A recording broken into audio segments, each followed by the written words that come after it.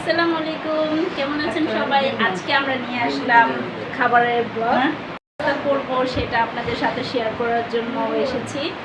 আশা করি সবাই ভালো আছেন।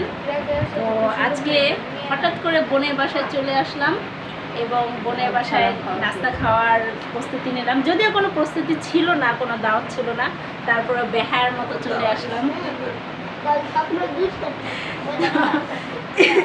আজকে দেখাবো কি কি রান্না হয়েছে আমাদের সকাল নাস্তার মধ্যে। সাধারণত অনেকে দেখি যে বাসা বাড়িতে ভাত রান্না করে সকালে, কিন্তু আমাদের বাসায় ভাতের কোনো প্রচলন নাই। মানে সকালবেলা ভাত খায় না।